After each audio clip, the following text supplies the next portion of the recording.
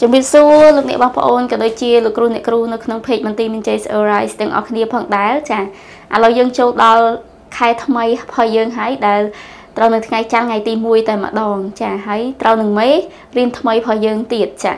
chẳng ngày đi dân riêng làm pi mấy riêng ti sam sập ram bao dân chả cho nó chơi riêng quên đá để dân gì làm pi the last supper and common English idiom chả thà ta mấy riêng nâng gì làm pi ở vậy ti tiết lúc nãy mà bảo nâng vô từng ở này chả ta lư cho nó chơi mấy riêng nâng chả ok chẳng bịa cho nó chơi mấy riêng nâng cứ tí tiết chơi nâng riêng lồng ăn nó không work hard for dương phần đài ok chẳng lúc liên bác ôn stream rồi rồi hay nói miền bạch sập hơi chả xong thôi ca cọt tra chỉ môi nâng ní nhom phần đài chẳng ní nhom nâng thôi ca cọt chứ là lấy cái đá khiêm tại mặt đòn chả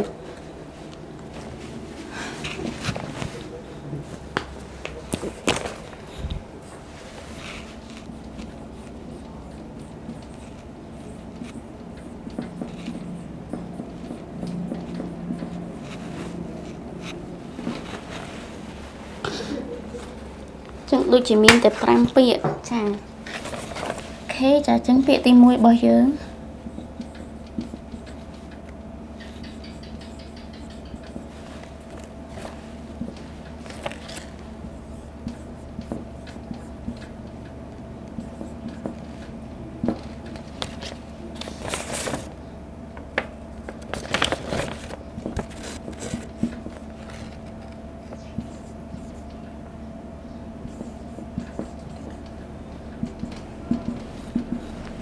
chà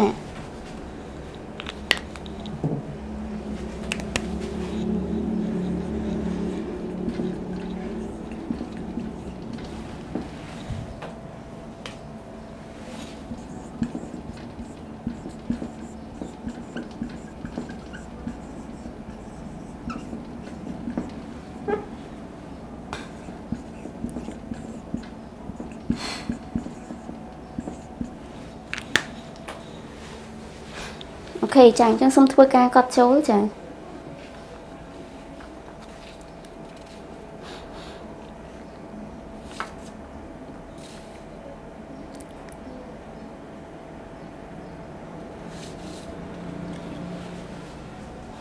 chẳng nhầm oi bay bịa sẵn hay và to tiếp nhầm đừng oi pi bịa tiệt chả cứ dương miên tay chừng luôn pram bịa thế để nó không MPB hơi dướng chả nó không sập hào miên làm lại bao dương nứng chà chẳng nhầm xong thôi cả an chốn chà lesson certify the last supper and common English idiom ok chà chẳng nhầm đã sai tí cái này chẳng chẳng xử lý đừng sợ chà ok MPB vocabulary capture chà supper in order chà capture dương bài thai chập vô chà thì tiết nâng từ bờ để nhóm example tới can từ vô chụp bài từ lừa biển nâng chà supper để dương bài thai aha bây là như gì chẳng bị ai mà nâng dinner được kia là chà supper in order chà đầm bày chẳng in order nó cứ này đội pháo cứ chào những ai pra so that chà chẳng cứ này bảo vệ cứ miên chào này miên hàn này đội pháo vía này chà in order con ta bây giờ đã thu màu tiếp việc prai tao chỉ ở từ này về tao xây in order thu chà miên đây tha tam lồng đập lồng đòi con ta bạn miên thu tới in order miên đây tha đầm bay rồi có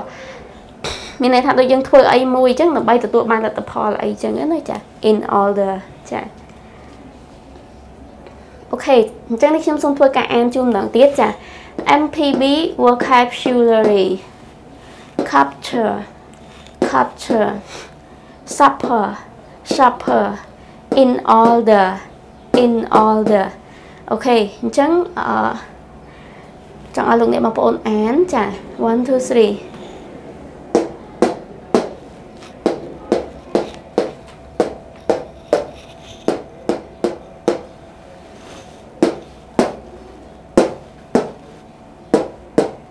ok chà good chẳng thì khi xong thôi cả oi săn thanh tại một đòn chà chẳng nhầm lục chỉ về sao không ai tránh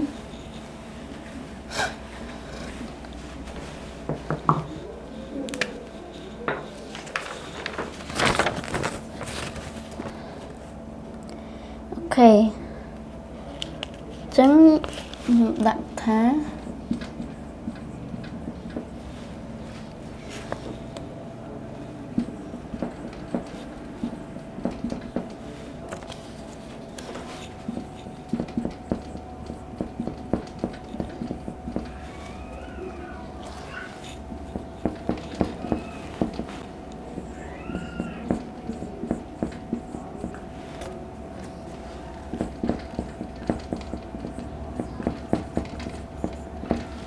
Hey, trời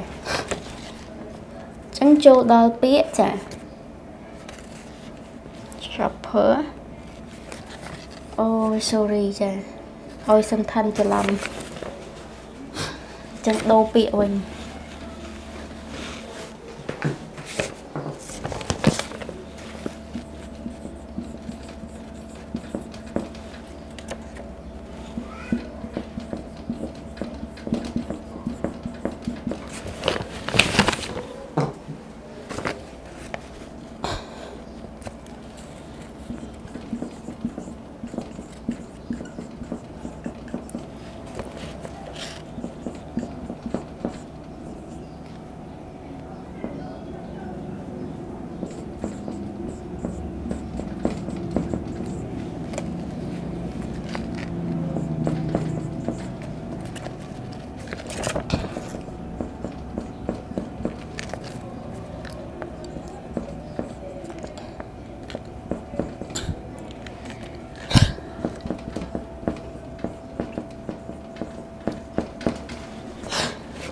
xanh thanh trong cõi vậy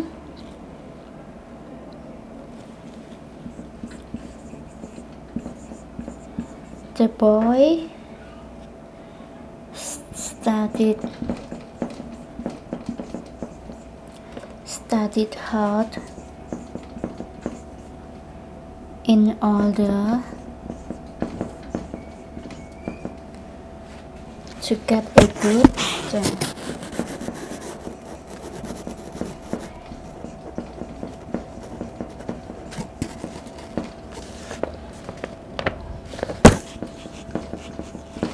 Ok, chẳng lúc nãy bằng bộ này thua ca cọt trô sinh thân đừng bán rồi.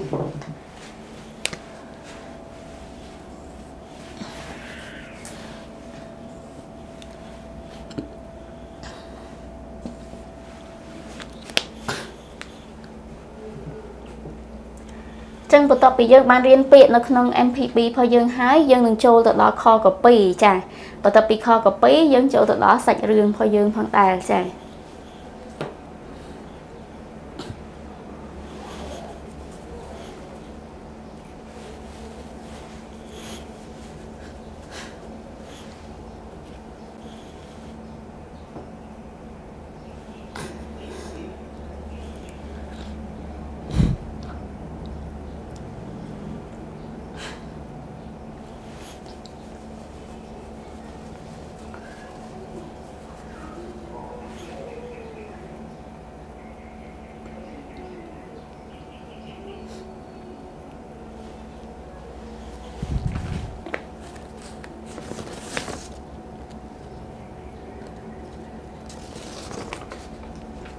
Ok, toàn chân nhóm xong thôi cả em trốn chả. MPB vocabulary chapter. Example: Jesus and his disciples eat supper together. Again, Jesus and his disciples eat supper together. Chả. Chân supper phải giống như bà thả hà bơi là nghỉ cứ xin nếm phó viết cứ dinner chả. Nhưng ai ở viết mơ đừng biết dinner nữa chả. Capture. Example: the woman will capture the butterfly in her net. Again, the woman will capture the butterfly in her net. In order. The boy studied hard in order to get a good score. Again, the boy studied hard in order to get a good score. Chẳng bị sầm rạp sân thanh tí bí cứ bị net.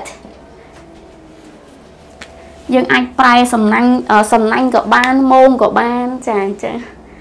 đây dương phơi đôi sự điện bòi bàn tay về tu chứ dương tẹt sạt dương cái trục ấy đôi miền con nhom thua sai ấy chứ cho chết vô anh đang bán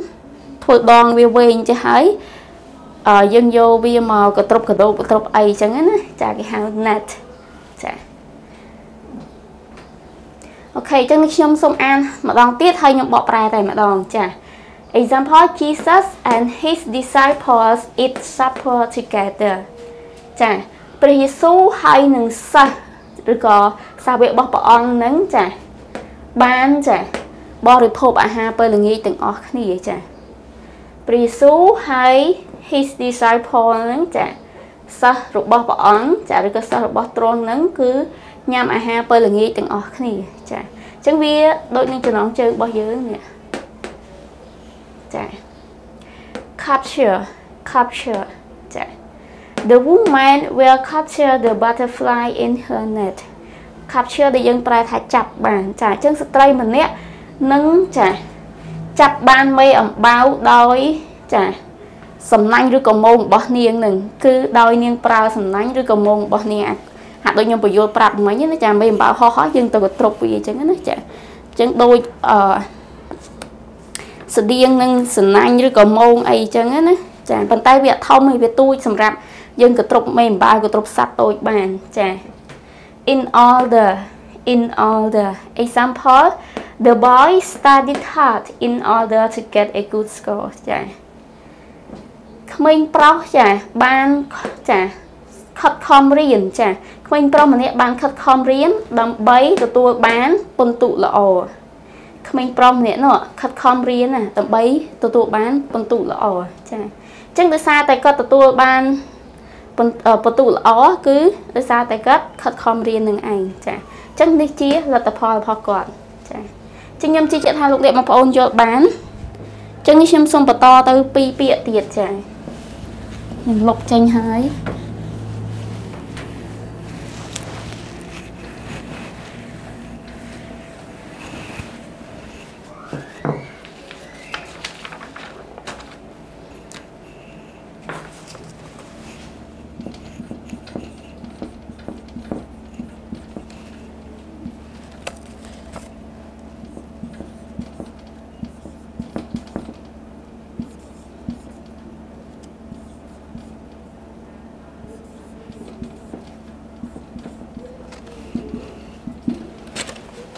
okay.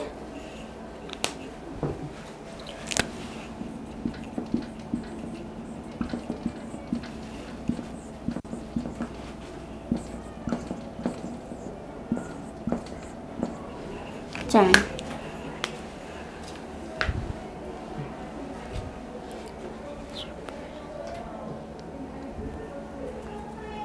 chẳng bị phơi dương cứ chỉ bị trong cái để nó không sập hở em bị phơi dương nữa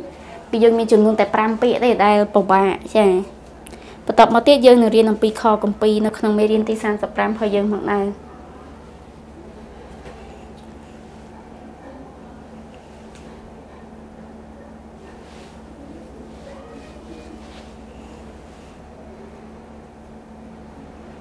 ok toàn chân xem xong thôi cả ăn chúng chà break chà để dân para thả bóng bay chà remembrance chà chân bịa remembrance nạ vi chia sorry chà cho làm đạo verb chà nạ vi chia noun chà tại bảo vi tao chỉ verb với remember chà remember verb remembrance nạ vi chia noun chia niếm para thả cả trong chàm chà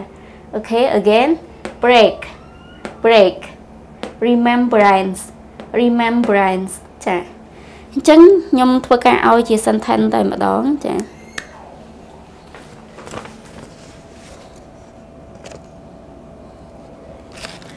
chân mình xung lục chỉ về xa không ai tránh nó chà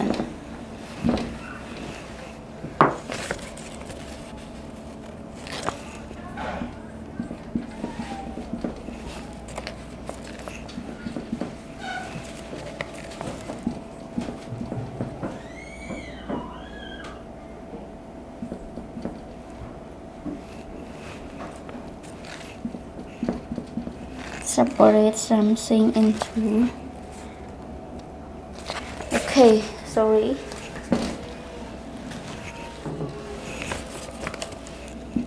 The man broke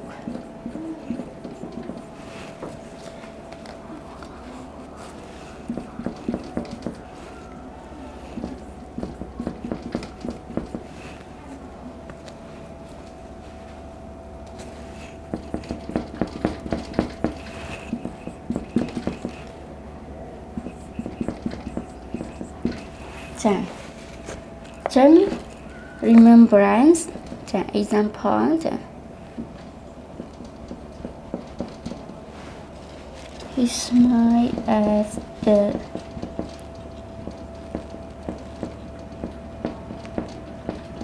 remembrance of their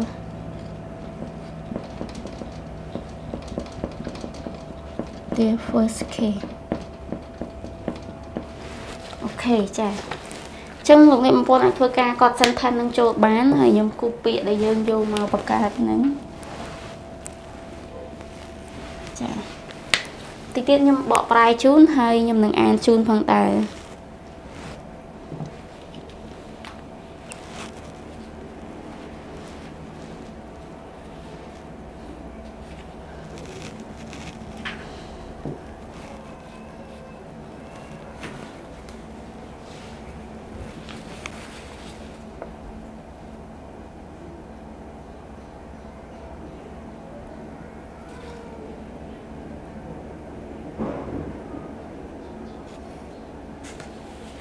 Ok tỏ chân thì xong thua ca an chun tạm đó break example the man broke the brick with his fist. The man broke the brick with his fist. Remembrance example he smiled at the remembrance of their first kiss. He smiled at the remembrance of their first kiss. Chân dương mơ bị bỏ dưỡng cứ bị brick nó như phải thả ạch squall ạch cả hôm dương nữa để cây vô một thơ chiên tia thơ một con thơ ấy ạch cả hôm tôi brick fist dương phải thả cần đạp đáy còn đạp đáy có bọp đáy nó mà tay dựng bật bàn tổ tam sân thân phải giống những bài còn đạp đầy tới đôi chia xóm sọp chiền ok chân nhóm an chút những bọ bài tầm đó break example the man broke the brick with his fist. Chân bờ mà nè ban bằng bay ép đôi cần đạp đầy rồi bỏ quạt bờ mà nè nó ban bằng bay ép đôi cần đạp đầy rồi bỏ quạt rồi có chiều môi nứng cần đạp đầy rồi bỏ quạt remembrance để dương bài thá ca trong chạm he smiled at the remembrance of their first kiss. Quạt nhìn nhầm nó bơi đời quạt miên ca trong chạm nó bơi đời quạt trong chạm nó nam thao tầm 4 rồi bỏ bộ kề rồi cái dương bài đạp bạch bán cứ quạt nhìn nhầm nó bơi đời quạt nó khơi nam thao tầm 4 rồi bỏ bộ kề chân remembrance cả trong chạm vào quạt nắng ok chân không điện một ôn toàn đấy này chân nhâm xong thua cả lớp hay dân trôi rồi đó kho copy bao giờ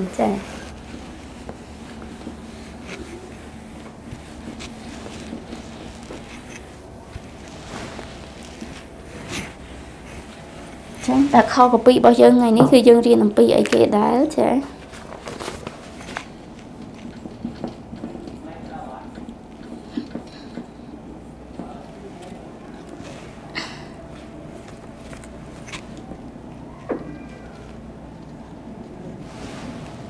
ok chân dân tranh biệt hơn cùng pi lưu chapter 22 verse 19 chân riêng quen đã kho vào pi nắng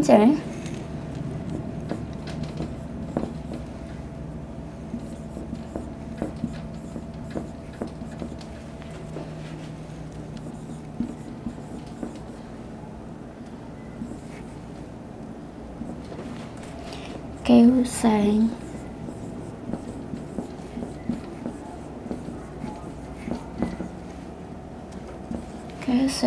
and broke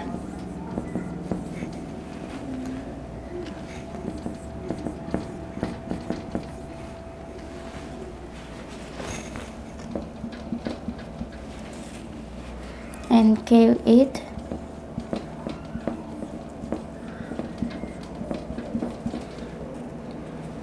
to them, saying,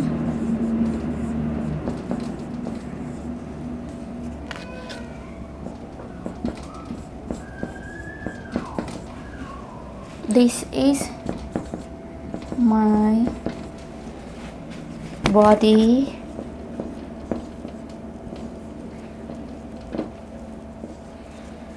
this is my body given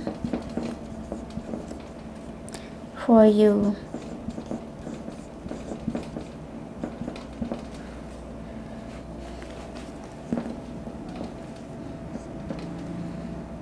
Do this in remembrance. Do this in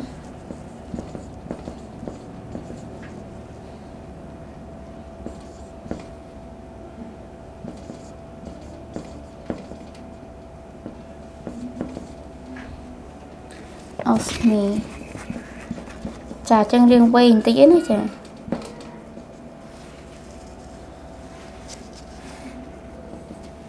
Ok.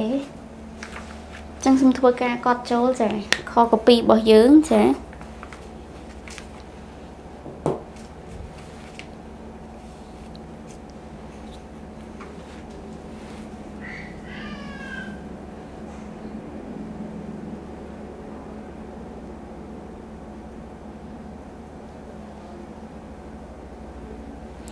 Chân kho copy nó xong rạp ở Christian cứ nhưng chi chị tha cọt đằng nó bơi ta cọt thôi vị thị bon chừng một tấc hái nó bơi đào khai mà đó cứ cây nâng thôi vị thị liên bọn một trà chàng chứng cọt đang làm bị kho copy nâng trà.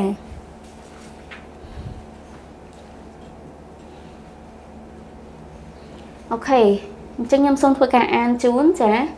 power words Luke chapter 22 verse 19.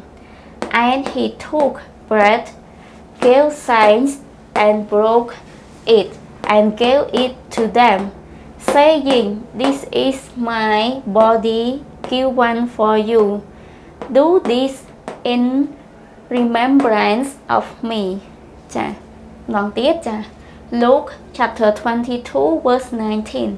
And he took bread, gave thanks, and broke it, and gave it to them, saying, "This is my body given for you. Do this in remembrance of me." Chà. Chừng toán nó lục niệm bằng phổ ổn chà.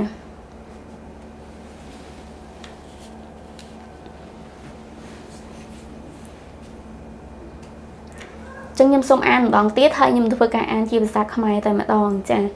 Luke chapter 22 verse 19. And he took bread, gave thanks, and broke it, and gave it to them, saying, "This is my body given for you. Do this in remembrance of me." Chà. Chân nhôm nâng thôi cả an chi bị sạc khmái nó priệp bằng tu nâng chun lục nệ bằng ổn chà. Chân đã nó không cùng pi Luca chà cho bụng mà phay pí kho đập rằm buồn chà cho bụng mà phay pí kho đập rằm buồn. Chân lúc nè mà phải ôn chả miên priệp bằng tú xong ba tàu cho môi nâng nè nhóm nơi cùng pi Luca cho bụng mà phay pí kho đập rằm buồn chà chân nè nhóm xong thôi cả an chún chà Luca trong bụng mà phay pí kho đập rằm buồn rút tròn có dốc nông băng một o bề cốn hai cách protein tờ kề đòi priệp bằng tu thá ní hai chia rục cài nhóm đại bán protein mọc xong rạp nè rò khní chỗ thơ bon ní đầm bay rùm lực bị nhóm cho. Ok nòng tiết chà Luca cho bụng mà phay pí kho đập rằm buồn rút tròn có dốc nông băng một o bề cốn hai cách protein tờ kề đòi priệp bằng tu thá ní hai chia rục cài nhóm ដែលបានប្រទានមកសម្រាប់អ្នករាល់គ្នាចូលធ្វើបុណ្យនេះដើម្បីរំលឹកពីខ្ញុំចាស់ចាអញ្ចឹងបុណ្យនៃគេដូចខ្ញុំបានប្រាប់អញ្ចឹងគឺបុណ្យលៀងព្រះអង្គម្ចាស់នឹងឯងចាអញ្ចឹងគឺមានន័យថាយើងរំលឹកពីព្រះអង្គដែលសគត់នៅលើឈើឆ្កាងចាដើម្បីជំនួសបាបយើងរាល់គ្នាអញ្ចឹងនំប៉័ងហ្នឹងគឺតំណាងឲ្យរូបកាយរបស់ព្រះអង្គដែលត្រូវគេវាយដំធ្វើបាបចាដែលយកព្រះអង្គទៅឆ្កាងទាំងរស់ចានឹងហើយនំប៉័ងហ្នឹងគឺតំណាងឲ្យរូបកាយរបស់ព្រះអង្គចាអូខេឥឡូវយើងនឹងចូលទៅដល់សាច់រឿងរបស់យើងថាតើសាច់រឿងនៅក្នុងមេរៀនទី35របស់យើងនឹងនិយាយអំពីអ្វីយើងអាចមើលចំណងជើងយើងអាចដឹងបានអូខេអញ្ចឹងសូមបង្វែរអារម្មណ៍លោកអ្នកបងប្អូនទៅស្ដាប់ការនិទានរឿងរបស់អ្នកគ្រូរក្សានិងអ្នកគ្រូលីដាចា៎យើងខ្ញុំទាំងពីរនាក់សូមគោរពជំរាបសួរដល់លោកអ្នកបងប្អូនដែលកំពុងតាមដានទស្សនានៅក្នុង page បន្ទាយមានចែរាយថ្ងៃនេះបងដែរវិលមកជួបយើងខ្ញុំទាំងពីរនាក់ថ្ងៃនេះខ្ញុំមានដៃគូថ្មីនិទានរឿងនៅក្នុងសៀវភៅព្រះគម្ពីរដ៏បរិសុទ្ធហើយដែលដកស្រង់ជារឿងសាច់រឿងខ្លីនៅក្នុងសៀវភៅដែលមានតម្លៃរបស់ខ្ញុំហើយសាច់រឿងទាំងអស់នេះផងដែរដោយអស់លោកអ្នកបងប្អូនបានដឹងហើយជាសាច់រឿងដែលពិតដែលមានចាមកតាំងពីប្រហែល100ឆ្នាំមុនចាអរគុណព្រះអង្គអញ្ចឹងឥឡូវនេះយើងនឹងចាប់ផ្ដើមស្វាគមន៍ដៃគូថ្មីរបស់ខ្ញុំតែម្ដងសូមឲ្យគាត់ណែនាំខ្លួនប្រាប់ដល់អស់លោកអ្នកបងប្អូនទាំងអស់គ្នាចាជម្រាបសួរនេះខ្ញុំឈ្មោះលីដាហើយនឹងខ្ញុំនឹងបកស្រាយសាច់រឿងទៅជូនលោកអ្នកបងប្អូនជាភាសាអង់គ្លេសចាអរគុណអ្នកគ្រូលីដាដៃគូថ្មីអញ្ចឹងអ្នកគ្រូមានអារម្មណ៍មិនដែរដល់ពេលដែលមកជួបបងប្អូនថ្មីអញ្ចឹងគាត់ថាថ្មីភ័យដែរឬអត់ចាដំបូងភ័យមែនទែនបេះដូងលំដាក់តែអត់អីទេអរគុណព្រះម្ចាស់ហើយខ្ញុំហើយមានអារម្មណ៍ថារីករាយផងសប្បាយផងហើយស្គាល់តែបងប្អូនអរគ្នាបានស្ដាប់រឿងជាមួយនឹងខ្ញុំទាំងអស់គ្នាហើយរីករាយជាមួយគ្នាចាចឹងចាស់សុខភាពវិញហើយសុខភាពសុខទុក្ខអីមិនដែរក្រុមគ្រួសារអត់អីទេសុខសប្បាយជាធម្មតាទេចាអ្នកគ្រូរក្សាវិញខ្ញុំដូចគ្នាដែរសុខសប្បាយធម្មតាឃើញថាបដូរមកអាកាសធាតុរឿងក្តៅវិញបន្តិចទៅមានបងប្អូនខ្លះឈឺច្រើនប៉ុន្តែអរគុណព្រះអង្គខ្ញុំអត់ទាន់បានឈឺទេហើយទៅចិត្តអាកាសធាតុរឿងក្តៅអញ្ចឹងល្ងាពិបាករងមែនទែនចាអរគុណកុំឲ្យខាត់ពេលយូរអញ្ចឹងយើងចាប់ផ្ដើមនិយាយរបស់រឿងរបស់យើងតែម្ដងអញ្ចឹងនៅថ្ងៃនេះយើងមានរឿងមួយបងប្អូនអាចមើលនៅក្នុងសៀវភៅដែលមានតម្លៃរបស់ខ្ញុំបាននៅក្នុងទំព័រ209ដែលមានចំណងជើងថាអាហារពេលចុងក្រោយជាមួយនឹងពួកសិស្សចាអញ្ចឹងខ្ញុំនឹងចាប់ផ្ដើមនិយាយតែម្ដងបងប្អូនអាចមើលរឿងនេះពេញបាននៅក្នុងព្រះគម្ពីរលូកាចំពុក22បងប្អូនអាចមើលនៅក្នុងនោះវាមានរឿងពេញទាំងអស់ចាអញ្ចឹងខ្ញុំចាប់ផ្ដើមនិយាយរឿងរបស់យើងតែម្ដងនៅក្នុងសៀវភៅលូកាចំពុកទី22បងប្អូនអាចមើលបានចាអញ្ចឹងបងប្អូនឃើញរូបភាពនេះហើយគឺរូបភាពរឿងទូចតិចប៉ុន្តែសង្ឃឹមបងប្អូនបានមើលឃើញគឺមានបរិះម្នាក់កំពុងឈរនេះគឺជាព្រះយេស៊ូវហើយប្រមាណអ្នកដែលនៅអង្គុយនេះគឺជាសិស្សរបស់ព្រះអង្គអញ្ចឹងនៅក្នុងនេះមានចំនួន13អ្នកទាំងព្រះយេស៊ូវអញ្ចឹងនៅថ្ងៃមួយយូដាសអ៊ីស្ការីយ៉ូតជាសិស្សរបស់ព្រះអង្គម្នាក់ដែរនៅក្នុងចំណោមទាំង12គាត់ត្រូវបានអរិយចូលហើយអរិយក៏បានប្រើគាត់ឲ្យទៅជួបជាមួយនឹងសង្គ្រាចពួកអាចារ្យចឹងមិនថាជាពួកដែលជាមេសាសនារបស់សាសគេហ្នឹងក៏បានទៅជួបដោយសារពួកអាចារ្យនិងពួកសង្គ្រាចហ្នឹងគាត់មានផែនការចង់កម្ចាត់ព្រះយេស៊ូវចេញចង់សម្លាប់ព្រះយេស៊ូវចោលប៉ុន្តែគេអត់មានគាត់មានពេលវេលាល្អសម្រាប់ធ្វើការនឹងទាំងអស់ហ្នឹងទេនៅពេលនោះយូដាសអ៊ីស្ការីយ៉ូតក៏បានទៅហើយជួបជាមួយនឹងពួកគាត់សង្គ្រាចហើយនឹងពួកអាចារ្យហ្នឹងនៅពេលនោះគាត់បាននិយាយថានឹងឲ្យគាត់មានកម្រងនឹងដែរជាមួយនឹងពួកគេអញ្ចឹងពួកគេសប្បាយចិត្តមែនទែនពួកអាចារ្យនិងពួកសង្គ្រាចហ្នឹងសប្បាយចិត្តចាប់ផ្ដើមបើសិនជាអ្នកនឹងធ្វើខ្ញុំនឹងឲ្យប្រាក់ឈ្នួលទៅកាន់យូដាសអ៊ីស្ការីយ៉ូតនៅពេលនោះយូដាសអ៊ីស្ការីយ៉ូតគិតថាបានលុយអញ្ចឹងក៏រៀបចំផែនការនឹងទាំងអស់គ្នាជាមួយនឹងពួកគាត់តែម្ដងអញ្ចឹងរំលងពីនោះមកព្រះយេស៊ូវក៏បានយើងផ្ដាច់ពីកន្លែងហ្នឹងបន្តិចយើងចូលដល់ព្រះយេស៊ូវព្រះយេស៊ូវបានប្រើពេត្រុសហើយនិងយូហានឲ្យទៅរៀបចំកន្លែងដែលត្រូវធ្វើបុណ្យរំលងហ្នឹងអញ្ចឹងមានន័យថាដល់ថ្ងៃដែលត្រូវធ្វើហើយនៅពេលនោះព្រះយេស៊ូវប្រាប់ថាយូហានហើយនឹងពេត្រុសចូលឯងទៅរកកន្លែងដែលត្រូវរៀបចំធ្វើពិធីបុណ្យរំលងទៅអញ្ចឹងនៅពេលនោះសិស្សទាំងពីរហ្នឹងក៏បានសួរព្រះយេស៊ូវវិញព្រះអង្គតែព្រះអង្គសប្បហត្ថីឲ្យទូលបង្គំរៀបចំនៅកន្លែងណាបុណ្យរំលងហ្នឹង ដល់ពេលនោះព្រះអង្គប្រាប់ថាចេញចូលទៅទីក្រុងទៅឃើញមានមនុស្សម្នាក់លីក្អមហើយចូលឲ្យពីរអ្នកគាត់ហ្នឹងដើរតាមម្នាក់ហ្នឹងទៅហើយទៅដល់ក្នុងផ្ទះបើសិនជាម្នាក់ហ្នឹងចូលក្នុងផ្ទះណាចូលឲ្យពេត្រុសនិងយូហានបានសួរទៅដល់ម្ចាស់ផ្ទះថាបន្ទប់ដែលលោកគ្រូប្រាប់ថានឹងត្រូវមានការជួបជុំគ្នានោះនៅឯណាពេលនោះម្ចាស់ផ្ទះនឹងប្រាប់ហើយអញ្ចឹងនៅពេលនោះជាការអស្ចារ្យពេត្រុសនិងយូហានគ្រាន់តែចេញទៅក៏បានឃើញដំណើរដែលព្រះយេស៊ូវបានប្រាប់នឹងហើយក៏បានទៅជួបម្ចាស់ផ្ទះហើយម្ចាស់ផ្ទះបានរៀបចំបន្ទប់មួយយ៉ាងធំសម្រាប់ពួកគាត់ទាំងអស់គ្នាពេលនោះពេត្រុសនិងយូហានក៏បានចាប់ផ្ដើមធ្វើរៀបចំពិធីរៀបចំអាហារនៅទីនោះសម្រាប់ការបរិភោគរួមគ្នាជាមួយព្រះយេស៊ូវហើយពួកសិស្សចុងក្រោយចាកាត់ពីនឹងមកទៀតដល់ពេលល្ងាចហើយដល់ពេលយប់ហើយជាពេលដែលត្រូវធ្វើពិធីបន់រំដងព្រះយេស៊ូវក៏បានចូលរួមជាមួយនឹងពួកសិស្សទាំង12ដែរនៅក្នុងបន្ទប់ដែលពួកគាត់បានរៀបចំថានឹងធ្វើបន់រំលងនោះពេលហ្នឹងគឺព្រះយេស៊ូវក៏បានមានកាច់នំប៉័ងចែកដល់ពួកសិស្សហើយបាននិយាយថានេះជារូបកាយរបស់ខ្ញុំហើយឲ្យអ្នកបរិភោគដោយរំលឹកពីព្រះអង្គហើយចាក់សាច់ទំពើ3ជួរពួកគេរំលឹកពី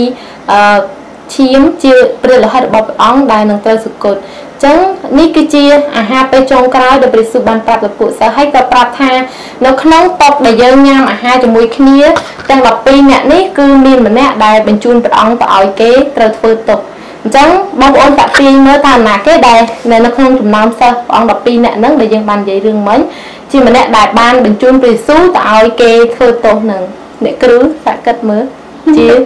ខ្ញុំគិតថាម្នាក់ដែលគាត់មានចរិតដែលលក្ខណៈប្លែកៗហើយតែងតែតាមមើលព្រះយេស៊ូវរហូតគាត់ឈ្មោះថាយូដាសចា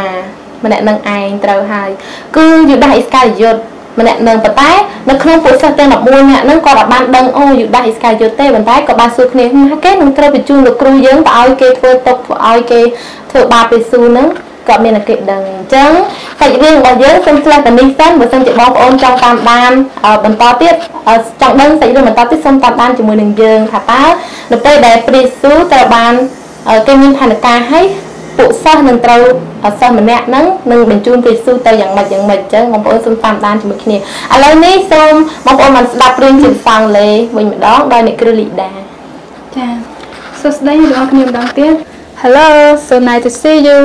My name is Lida today I'm going to tell you a story about Jesus The title of the story is The Last Supper If are you ready please enjoy with me The Satan entered Judas one of the 12 He went to the officer of the temple guards and discussed with them how he could betray Jesus. They were delighted and promised to give him money. Jesus knew that his disciple Judas was going to lead soldiers to capture him, so that they could kill him on the cross. This is the last supper he had with his disciples. In the picture, Jesus thanked God for the food, and Jesus will die on the cross to save us from the sin. So that's all for the story, but don't forget to remember the 3 points of the story. The first one is Jesus spent time with his disciples, and Jesus loved his disciples very much. And Jesus loved you and want to spend time with you too. The second point is Jesus knew his disciple. The second point is Jesus knew his disciple would betray him. Jesus knows everything about us, the good, the bad, and he still loves us. The last third point is Jesus broke the bread to show what would happen to his body when he died on the cross. So when we eat together, please thank God and remember how to Jesus died for us. Thank you. ចាអរគុណអ្នកគ្រូចាចឹងសង្ឃឹមថាបងប្អូនទាំងគ្នាបានស្ដាប់បានច្បាស់ហើយជាភាសាអង់គ្លេសឥឡូវនេះជាវគ្គដែលយើងសំណេះសំណាលគ្នាអំពីរឿងនេះចង់ដឹងថាតើលោកអ្នកបងប្អូនយល់យ៉ាងម៉េចដែរហើយរៀនបានអ្វីអំពីតួអង្គដែលនៅក្នុងរឿងនេះហើយតើរៀនបានមិនដែរសម្រាប់ខ្ញុំនៅក្នុងរឿងនេះជាគំរូល្អដែលព្រះយេស៊ូវ ជាព្រះដែលទ្រង់ជ្រាបគ្រប់ការទាំងអស់ប៉ុន្តែនៅពេលដែលព្រះអង្គបរិភោគមុននឹងព្រះអង្គបរិភោគព្រះអង្គបានអធិដ្ឋានតែអញ្ចឹងនេះជាគំរូល្អសម្រាប់ខ្ញុំជាកិច្ចវត្តសាស្ត្រសម្រាប់អ្នកគ្រូសម្រាប់បងប្អូនទាំងអស់គ្នាដែរមុននឹងយើងចាប់ផ្ដើមបរិភោគអាហារអ្វីមួយយើងត្រូវដឹងថាតើម្ចាស់ដើមដែលបានប្រទានឲ្យយើងនឹងជានរណាអញ្ចឹងគឺជាព្រះអង្គបានប្រទានឲ្យយើងអញ្ចឹងហើយយើងត្រូវអរគុណដល់ព្រះអង្គអរគុណទ្រង់គ្រប់ទាំងអាហារដែលព្រះអង្គបានឲ្យយើងមានបរិភោគចាអញ្ចឹងចាសម្រាប់អ្នកគ្រូវិញរៀនបានអ្វីនៅក្នុងរឿងនេះជាចំណុចថ្មីសម្រាប់លើកទឹកចិត្តលោកអ្នកបងប្អូនចាបាទសម្រាប់រឿងនេះផ្ទាល់ផងដែរនឹងខ្ញុំឃើញថាព្រះអង្គដឹងថាអ្នកណាជាអ្នកដែលសម្លាប់ព្រះអង្គហើយព្រះអង្គដឹងថាគាត់នឹងធ្វើអ្វីទៅលើព្រះអង្គម្ចាស់ប៉ុន្តែព្រះអង្គម្ចាស់មិនចោទប្រកាន់ទៅកាន់អ្នកណាម្នាក់នោះទេចាអរគុណអ្នកគ្រូអញ្ចឹងមួយចំណុចទៀតខ្ញុំគិតថាពិធីបុណ្យរំលងឬក៏ពិធីនំប៉័ងឥតដំបែអញ្ចឹងនៅក្នុងសាសអេស៊ីបសំដៅសាសអ៊ីស្រាអែលគឺពេលមានកម្មវិធីនេះដោយសារជាកម្មវិធីដែលនំប៉័ងឥតដំបែឬក៏ពិធីលៀងព្រះអង្គម្ចាស់មានន័យថាគឺជាការរំលឹកពីព្រះអង្គដែលនឹងត្រូវសគត់ជំនួសអំពើបាបរបស់មនុស្សអញ្ចឹងហើយបានជាពួកគេធ្វើកម្មវិធីនេះឡើងដើម្បីរំលឹកពីការដែលព្រះអង្គបានសគត់ដើម្បីលួងអំពើបាបដល់យើងអញ្ចឹងបន្តសាច់រឿងរបស់យើងទៀតបងប្អូននឹងឃើញរឿងរ៉ាវកើតឡើងកាន់តែច្រើនជាមួយនឹងព្រះអង្គហើយថាតើព្រះអង្គនឹងធ្វើអ្វីខ្លះប៉ុន្តែខ្ញុំឃើញនៅក្នុងរឿងនេះព្រះអង្គស្រឡាញ់ដល់យូដាអ៊ីស្ការីយ៉ូតព្រះអង្គស្រឡាញ់ដល់ពួកសិស្សរបស់ព្រះអង្គទាំងអស់ព្រះអង្គអត់បានបន្តនរណាម្នាក់ហើយព្រះអង្គដឹងថាគេនឹងធ្វើបាបជាមួយនឹងព្រះអង្គប៉ុន្តែព្រះអង្គអត់បានធ្វើឲ្យគេអាម៉ាស់នៅក្នុងចំណោមចានេះជាគំរូល្អរបស់ព្រះយេស៊ូវមែនទែនចាអរគុណចាអ្នកគ្រូមានអីបន្ថែមអត់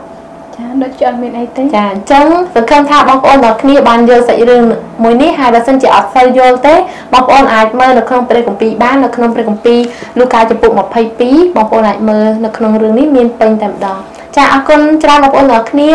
យើងនឹងជួបគ្នានៅវីដេអូក្រោយជាមួយនឹងការនិយាយរឿងនៅក្នុងព្រះគម្ពីរនៅពេលនេះយើងខ្ញុំទាំងពីរអ្នកសូមអរគុណសូមគោរពជម្រាបលាសូមព្រះប្រទានពរអូខេចាបន្ទាប់ពីបានស្ដាប់ការនិទានរឿងរបស់អ្នកគ្រូលីដាហើយនិងអ្នកគ្រូរក្សាលោកអ្នកបងប្អូនចាបានយល់អំពីឬក៏ជ្រាបបានអំពីសាច់រឿងរបស់ព្រះអង្គហើយនៅចាអញ្ចឹងបើសិនជាលោកអ្នកបងប្អូនចង់ច្បាស់បន្ថែមអាចចូលទៅក្នុងសភៅចាអ្នកដែលមានតម្លៃរបស់ខ្ញុំហើយបើកទៅក្នុងទំព័រទី209ចាដែលនិយាយអំពី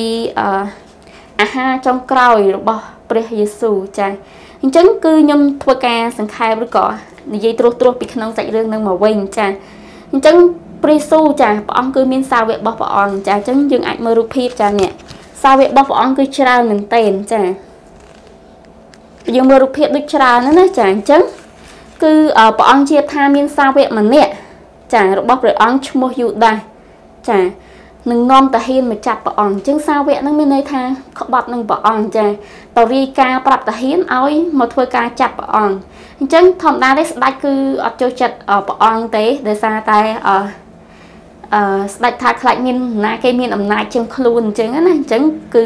ចង់តែសម្លាប់ចោលចង់ឲ្យដឹងថាខ្លួនឯងជាស្ដេចគឺជាអ្នកដែលមានអំណាចចាអញ្ចឹងដូច្នេះហើយពួកគេអាចសម្លាប់ព្រះអង្គនៅលើឈើឆ្កាងបានអញ្ចឹងនេះគឺជាអាហារពេលល្ងាចជាចុងក្រោយរបស់ព្រះអង្គអញ្ចឹងយើងមើលនៅក្នុងរូបភាពហ្នឹងគឺព្រះយេស៊ូវអរព្រះគុណព្រះជាម្ចាស់ចាសម្រាប់អាហារពេលល្ងាចចុងក្រោយមួយហ្នឹងចាហើយព្រះអង្គក៏បានសោយទីប្រកបដោយសកត់នៅលើឈើឆ្កាងដើម្បីជំនួសបាបយើងរាល់គ្នាចាអញ្ចឹងគឺសាច់រឿងហ្នឹងគឺមានតែប៉ុណ្្នឹងឯងដោយសារតែខ្ញុំគ្រាន់សង្ខេបត្រួសទេប៉ុន្តែសម្រាប់អ្នកគ្រូរក្សានិងអ្នកគ្រូលីដាគាត់បានធ្វើការ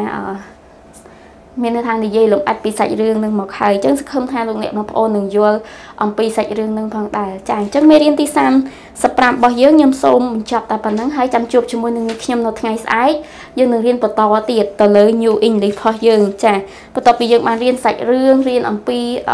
power words ហើយក៏ដូចជា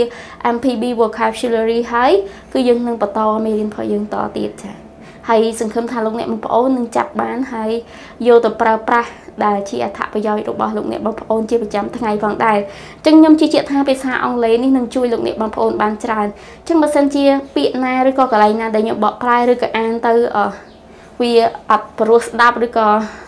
លះត្រង់ណាសូមលោកអ្នកបងប្អូនធ្វើការអភ័យទោសឲ្យនឹងខ្ញុំពីចម្ងាយដូចគ្នាផងដែរចាហើយបើសិនជាមានកន្លែងណាដែលអត់យល់អាចធ្វើការ comment ចានៅខាងក្រោមវីដេអូរបស់នាងខ្ញុំផ្ទាល់ឬក៏ឆាតមកក្នុង page ផ្ទាល់តែម្ដងក៏បានដែរលោកអ្នកបងប្អូនគ្រាន់តែចូលទៅកាន់ Facebook ហើយ search ដាក់ចាបន្ទីមាន Jace Arise អញ្ចឹងនឹងឃើញ page របស់អង្គការនាងខ្ញុំចាដែលមាន cover ដាក់រួមគ្នាអភិវឌ្ឍខេត្តបន្ទីមានជ័យចាចឹងលោកអ្នកបងប្អូនធ្វើការចុច like ហើយ follow ទៅចាហើយនឹងទទួលបានចំណេះដឹងថ្មីៗនៅក្នុង page នឹងផងដែរចឹងនេះខ្ញុំសូមបូចាសូមអរគុណសូមព្រះប្រទានពរ